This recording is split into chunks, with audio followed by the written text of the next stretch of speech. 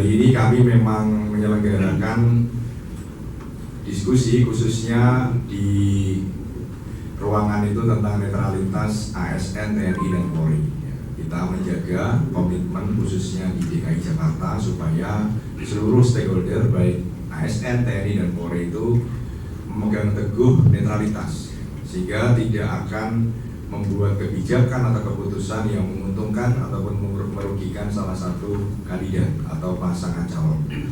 Nah, dalam konteks itu hari ini sekaligus juga sebagai ruang di mana Bawaslu DKI ini kan tadi Pak Ketua sampaikan sebagai bisa dikatakan ya kita di DKI ini adalah barometer gitu ya, khususnya dalam penyelenggaraan pemilu. Maka dari itu sorotan itu yang paling tajam di DKI. Nah, hari ini kita sebagai lembaga akan menyampaikan hal-hal terkait khususnya penanganan pelanggaran yang sudah dilakukan oleh Bawaslu DKI. Tadi sudah disampaikan terkait dengan apa maksud kami mengundang untuk konferensi pers. Memang ada beberapa hal yang sudah berjalan sejak bahkan sebelum tahapan kampanye terjadi di Jakarta. Ini ada beberapa kegiatan yang menjadi perhatian publik, dan itu Bawaslu RI juga sudah memberikan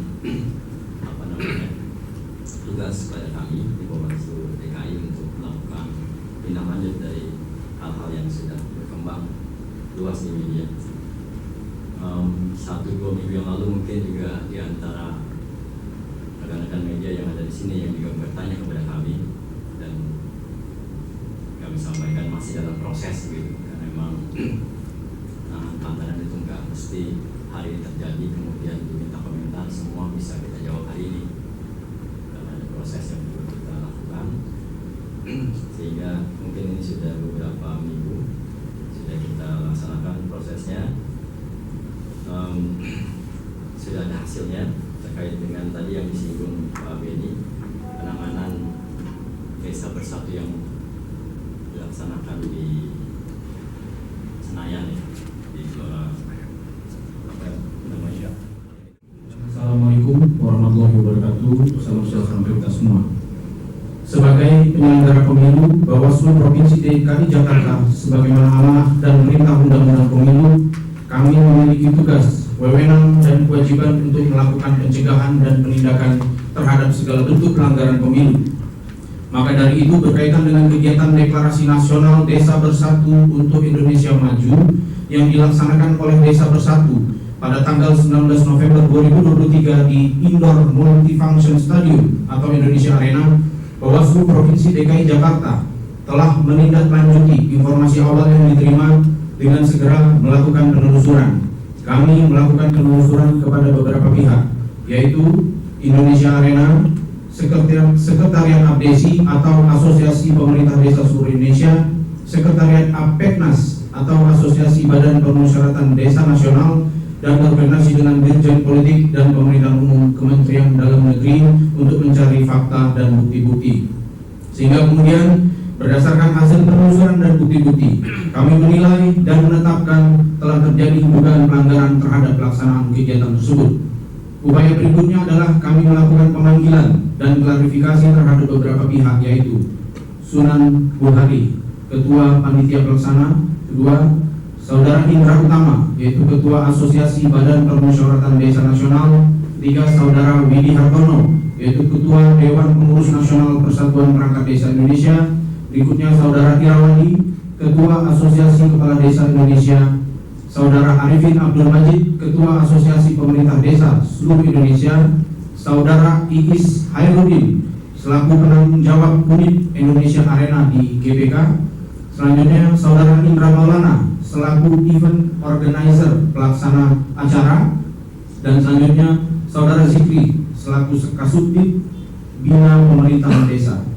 Setelah dilakukan klarifikasi terhadap pihak-pihak tersebut, maka Bawaslu Provinsi DKI Jakarta menyimpulkan sebagai berikut. 1. Terdapat 8 organisasi yang tergabung dalam kegiatan Desa Bersatu yang menginisiasi acara Indonesia Arena pada tanggal 19 November 2023 tersebut, yaitu Asosiasi Pemerintah Desa Seluruh Indonesia atau APDESI, Asosiasi Badan Permusyawaratan Desa Nasional atau APDNAS, Dewan Pengurus Nasional Persatuan Perangkat Desa Indonesia atau DPN PPDI, DPP Persatuan Perangkat Desa Indonesia atau DPP PPDI, Asosiasi Kepala Desa Indonesia atau AKSI, Komunitas Purna Bakti Kepala Desa Seluruh Indonesia atau KOMPAK-DESI, Persatuan Anggota BPD Seluruh Indonesia atau PABPDSI, dan Parade Nusantara.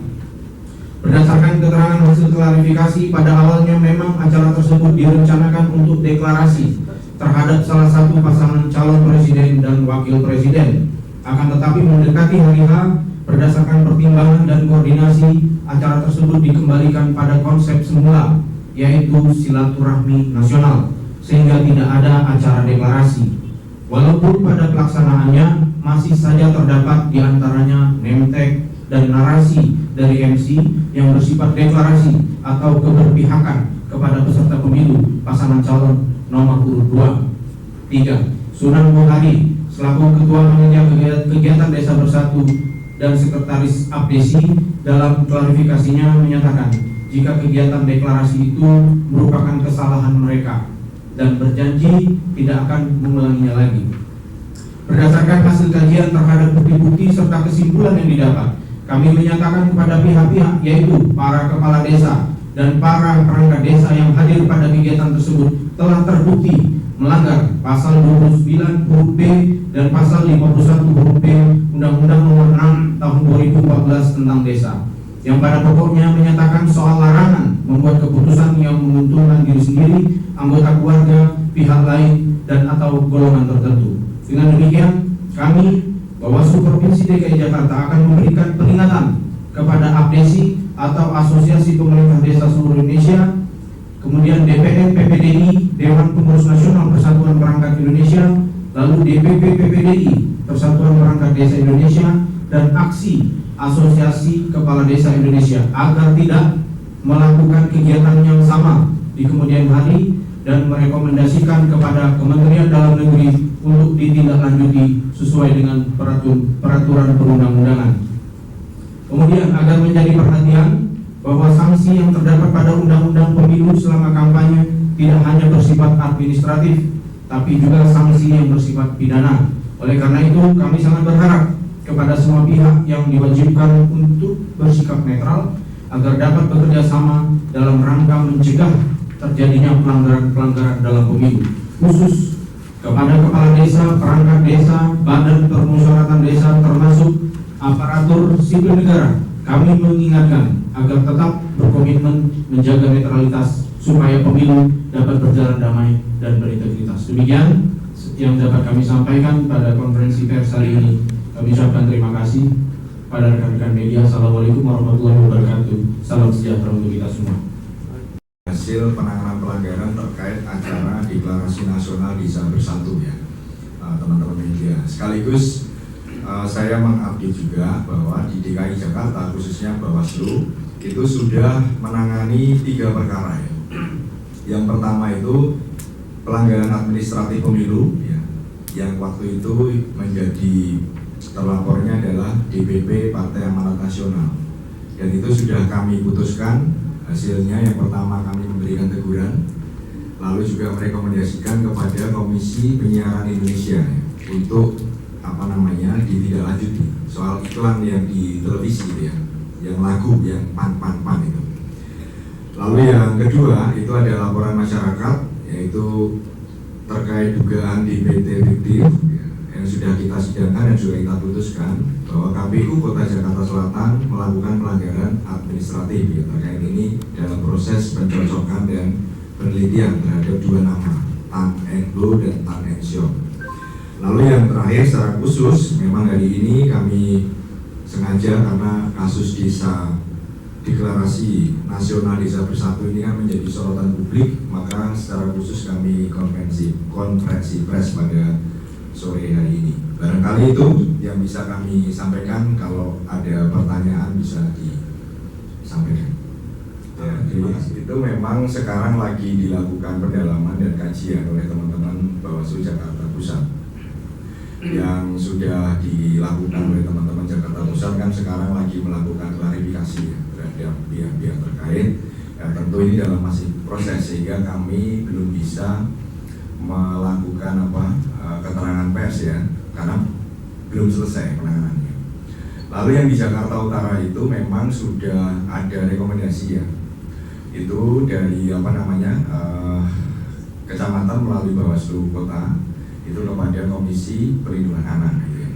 Nah kalau yang pelibatan anaknya itu memang sudah kita rekomendasikan, dan setahu kami juga koordinasi dengan Bawaslu RI itu memang juga ada laporan di Bawaslu RI. Nah maka dari itu tentu kami proses yang di mana Jakarta Pusat dan Jakarta Utara itu sudah berlangsung juga. Tentu yang di RI tentu kami kan menunggu informasi lebih lanjut lah, kurang lebih seperti itu.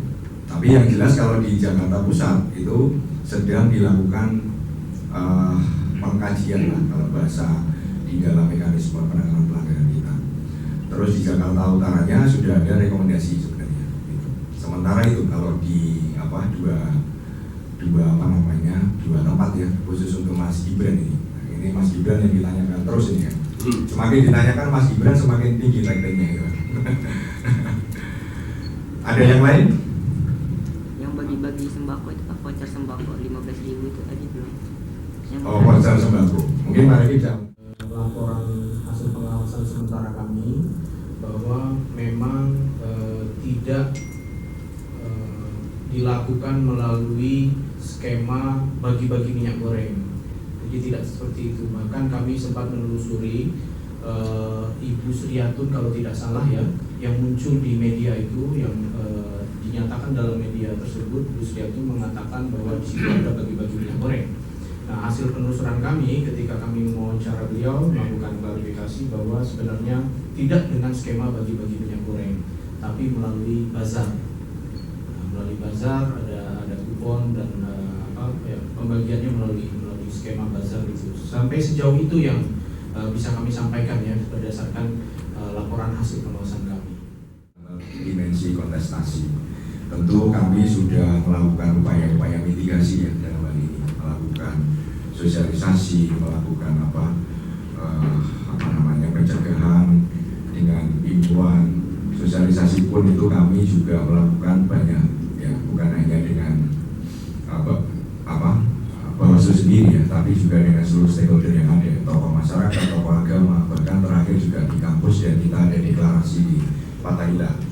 Nah, itu yang sudah dikerjakan oleh Bawaslu. Tentu kembali lagi bahwa kita menyadari DKI ini kan daerah paling rawan, tentu hal-hal yang terjadi itu pasti akan banyak gitu ya. Dan sekarang pun kan ramai, yang menjadi sorotan kan semuanya di DKI Jakarta. Barangkali itu sebagai jawaban singkat saya. Tentu ini ada tambahan juga dari Pak Ketua, dari Pak Regi, mungkin bisa menambahkan. Ya, memang agak sulit kita memastikan tidak ada pelanggaran di Jakarta, karena memang Jakarta tadi dianggap sebagai tempat yang paling asik buat kampanye. Pencegahan itu bisa kita optimalkan kalau kita tahu ada pemberitahuan. Nah, memang terkait yang tadi kita pertanyakan, misalnya masalah bagi-bagi susu di Car Free Day itu tidak ada pemberitahuan.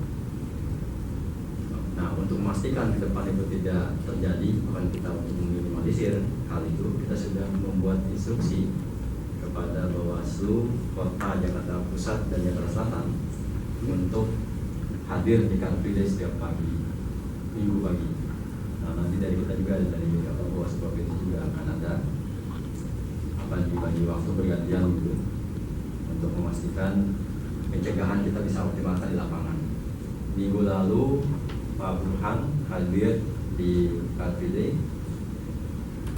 Ada salah satu orang yang Car Free Day jalan-jalan pakai baju peserta pemilu, pakai topi peserta pemilu, ada logonya. Nah, kan kita nggak mungkin suruh buka telanjang bulat jadinya. Akhirnya kita ini suruh balik bajunya, dipakai lagi bajunya, tapi dibalik, topinya juga dibalik. Itu langkah konkret yang sudah kita lakukan setelah kejadian sebelumnya. Nah, kalau pertanyaannya apa yang dilakukan itu ke depan, kita pastikan sampai tahap kampanye selesai di Car Free Day akan ada pengawas pemilu kita di tingkat kecamatan dan kelurahan untuk sama-sama kita juga mengawasi supaya tidak terjadi. Koordinasi kita dengan Pol PP kemarin juga di lapangan, ternyata Pol PP membagi zonasi juga di Car Free Day itu. Ada sektor satu ya, ada 3 sektor sangat Luas soalnya. Bisa jadi kalau kita awasi di sini nggak ada, ternyata sana ada. Ya. Nah, nanti kita akan coba menyesuaikan pembagian sektor-sektor yang dibuat oleh Pol PP juga bareng-bareng. Nanti bisa kita sinergi di sana. Gitu. Oh. Oke, bisa Ya, boleh. Pak Win, silakan. Pak ini. bisa sedikit menambahkan perihal pencegahan yang kita lakukan itu juga kita lakukan lewat medsos ya. Jadi kita ada Instagram, kemudian Facebook, Twitter, dan TikTok, kemudian ada channel YouTube juga, dan di tiap kota, kabupaten, dan kita juga punya website yang bisa diakses dan kita suarakan di situ untuk ketentuan-ketentuan Perbawaslu, hal apa saja yang boleh atau tidak, dan himbauan pada peserta pemilu. Dan ketika ada slot dari media juga kami maksimalkan itu untuk bisa menyuarakan, membantu kami perihal apakah itu regulasi yang terbaru atau partisipasi pengawasan terhadap pemilu dari masyarakat. Ya, Pak Redi, silakan. Masih seputar pencegahan Pak untuk sekalian. Yang pertama perlu kami sampaikan, selama masa kampanye ini semua tanggalan kalender hitam semua. Jadi kami itu sudah bekerja setiap hari, tidak ada lagi hari Sabtu Minggu, dan bahkan jadwal-jadwal kampanye itu bukan jadwal yang biasanya jam 10 pagi atau jam 2 siang atau sore, tapi itu masih ada yang ada aktivitas kampanye itu sampai malam. Nah, jadi kalau bicara pencegahan, memang secara internal kami menguatkan kembali ya, bahwa ini menjadi himbauan aturan dari Bawaslu RI. Setiap hari kami itu mengisi form, ada satu sistem secara terintegrasi. Form hasil pengawasan itu akan masuk ke RI ya, satu hari atau H+1 paling maksimal, atau 1 jam setelah melakukan pengawasan, sehingga kemudian kumpulan surat-surat pengawasan itu bisa dibaca sama RI. Untuk apa? Untuk menentukan kebijakan, merespons secara cepat kira-kira apa persoalan yang secara real terjadi di lapangan.